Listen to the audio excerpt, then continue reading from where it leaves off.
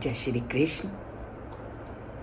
असुरी प्रवृत्ति वाले, असुरी विचारधारा वाले व्यक्तियों के बारे में बताते हुए श्री कृष्ण कहते हैं कि जो असुरी प्रवृत्ति के लोग होते हैं वो आध्यात्मिकता से पूरी तरह से दूर होते हैं।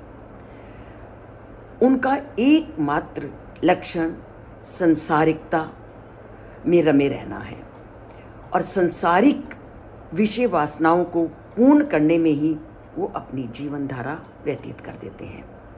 और उसी का वर्णन करते हुए श्री कृष्ण आज के श्लोक में कहते हैं, चिंताम अपरिमेयम च प्रलय अंताम उपाश्रितः काम उपभोग परमा एतावद इति निश्चिता। अब उनकी ये चिंताएं कैसे समाप्त होती हैं? क्योंकि वो आध्यात्मिकता को छोड़कर संसारिकता में लगे हुए हैं। और जो व्यक्ति आध्यात्मिकता का परित्याग करके, आध्यात्मिकता को छोड़ करके संसारिकता में रमा रहता है, उसकी चिंताएं जब तक वो जीवित है, उसकी चिंताओं का कभी अंत नहीं होता। वह अंतहीन चिंताओं से पीड़ित रहते हैं। तभी क्या बोला, चिंताम अपरिमेयम च प्रलय अंतम उपाश्रिता, कि जो असुरी भावनाओं वाले लोग हैं वह अंतहीन चिंताओं से पीड़ित रहते हैं। अर्थात उनकी चिंताओं का कभी अंत नहीं होता। उनकी इन चिंताएं अगर कम होती हैं या समाप्त होती हैं तो मृत्यु होने पर ही उनकी चिंताएं समाप्त होती हैं।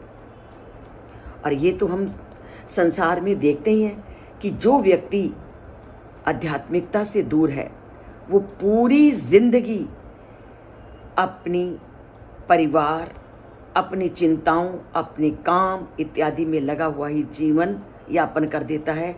और पूरी जिंदगी वो केवल एक ही शब्द बोलता है, मेरे पास तो समय ही नहीं है। यह शब्द कि मेरे पास समय नहीं है उसकी जीवा पर सरस्वती की तरह विराजमान रहता है। इसके अलावा उसे कोई शब्द नहीं सूझता, क्योंकि उसने पूरी तरह से अपने आप को इस संसारिकता में रमा रखा है। और उसकी ये चिंताएं जब तक वो जीवित है वह चिंताओं से मुक्त नहीं होता। उसकी चिंताएं मुक्त होती है, चिंताओं से वो मुक्त होता है मृत्यु होने पर। और वह पूर्ण रूप से आश्वस्त रहते हैं कि कामनाओं की तृप्ति और धन संपत्ति का संचय ही जीवन का परम लक्ष्य है। अर्थात उनके जीवन का लक्ष्य केवल सांसारिक इच्छाओं को पूर्ण करना और धन संपत्ति को इकट्ठा करना है। काम उपभोग परमा। तभी कहा गया है कि ऐसे व्यक्ति जो असुरी प्रवृत्ति के होते हैं वो केवल अपनी इच्छाओं को पूर्ण करने में लगे होते हैं और धन संपत्ति को अर्जित करना ही अपने जीवन का वो लक्ष्य मानते हैं। एतद वद इति निश्चिता। उन्होंने यही निश्चय किया हुआ है कि उन्होंने जिंदगी में केवल धन कमाना है और उन्होंने अपनी इच्छाओं को पूर्ण करना है। भौतिकता में रमे हुए लोगों का यही एकमात्र लक्ष्य होता है। वह आध्यात्मिक मार्ग को अत्यंत बोझिल समझते हैं। वह आध्यात्मिक मार्ग को श्रम साध्य मानते हैं, इसलिए वह उसकी अवहेलना करते हैं। आध्यात्मिक मार्ग से वह कोसों दूर होते हैं और वह अपना चरम लक्ष्य किसको मानते हैं? धन को कमाने में और पारिवारिक जीवन को चलाने में। और क्यों? क्योंकि उनको लगता है कि ये इच्छाएं उनको तृप्ति प्रदान करेंगी और संसारिक इच्छाओं को तृप्ति का साधन मान करके वह संसारिक इच्छाओं को पूर्ण करने में लगा रहता है। वह भौतिक पदार्थ को प्राप्त करने की इच्छाएं चाहे उसे कितना भी कष्ट दें, चाहे उसकी अभिलाषाओं को पूर्ण करने में वो कितना भी उसे कष्ट होता रहे, परंतु उसको अंतिम सुख की प्राप्ति इसी भौतिक वातावरण में होती है। इसीलिए वह उसके लिए योजनाएं बनाते हैं, और जब उन्हें मन चाहिए वस्तु प्राप्त हो जाती है तो कुछ समय के लिए वह लगता है कि यही जीवन का सबसे बड़ा सुख है। लेकिन बाद में जब एक इच्छा पूर्ण हो जाती है, बाद में कई चिंताएं जन्म लेती हैं। वह इस और उसकी बुद्धि नहीं जाती कि ये जो इच्छाएं हैं, ये जो बार बार एक इच्छा के पूर्ण होने पर जो दूसरी इच्छा उसके सामने आती है उसको पूर्ण करने में वो लगा हुआ है और वो उसको चिंता दे रही है, वह इस और बिल्कुल भी ध्यान नहीं देता। वह केवल सुख सुविधाओं को प्राप्त करने, उन्हें सुरक्षित करने में ही अपने जीवन का परम लक्ष्य मानता है। तो क्या है उसके जीवन का परम लक्ष्य? या चिंता भुवि पुत्र पौत्र भरण व्यापार संभाषणे। उसकी तो केवल चिंता क्या है? इस पृथ्वी पर अपने पुत्र पौत्र को पालना और व्यापार को बढ़ाना इत्यादि।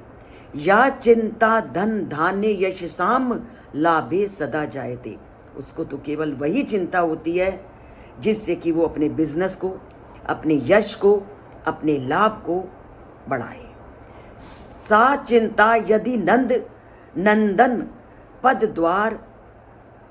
द्वारा अरविंद धनम। अगर उसने जिस चिंता को धन कमाने में, जिस चिंता को उसने अपनी इच्छाओं को पूर्ण करने में लगा ली, अगर उस चिंता को उसने उस नंदन के चरणों में लगा लिया होता तो उसको कभी भी किसी बात की चिंता ना होती, तो उसको और कोई चिंता ही ना सताती अगर अपनी इस चिंता को उसने उस परम पिता परमात्मा के चरणों में लगा लिया होता।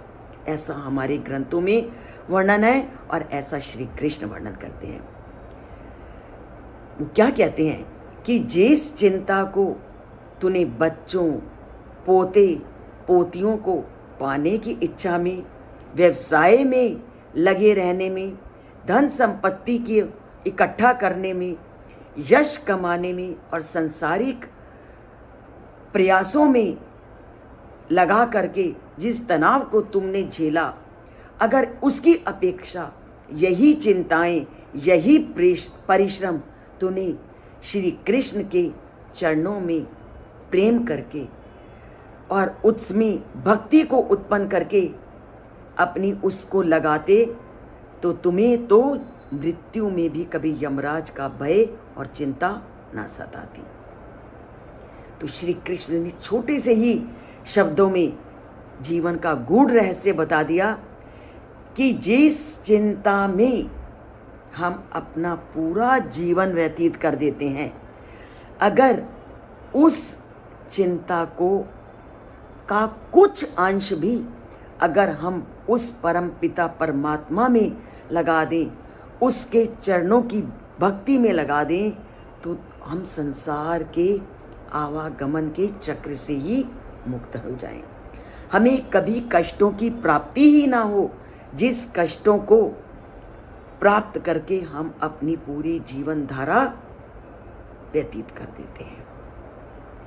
तो श्री कृष्ण कहते हैं कि असुरी प्रवृत्ति वाले लोग जीवन के इस सत्यता को नहीं जानते, इसलिए वह अपना पूरा जीवन उस संसारिक सुखों में लगा देते हैं, परंतु अगर उसका कुछ अंश भी वो भक्ति में लगा दे तो उसको किसी प्रकार का कष्ट और चिंता नहीं होगी।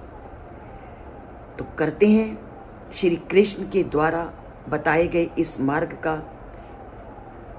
सेवन आज से, और संसारिकता से ऊपर उठकर आध्यात्मिकता की ओर अग्रसर होते हुए अपने उस आध्यात्मिक मार्ग को अपनाते हैं जो हमें सभी कष्टों और सभी चिंताओं से मुक्ति प्रदान करता है। तो मुक्ति प्रदान के लिए गीता के श्लोकों को पढ़ना, उन्हें समझना और उन्हें जीवन में धारण करना ज़रूरी है। और उसके लिए इस चैनल से जुड़ना, उसे एक बार सब्सक्राइब करना और लाइक करना अगर अच्छा लगता है तो कभी मत भूलिए। तो जुड़ते हैं इस चैनल से और सब्सक्राइब करते हैं इस चैनल को और लाइक का बटन दबा करके उस परम पिता परमात्मा की भक्ति में अपना योगदान देते हैं। जय श्री कृष्ण।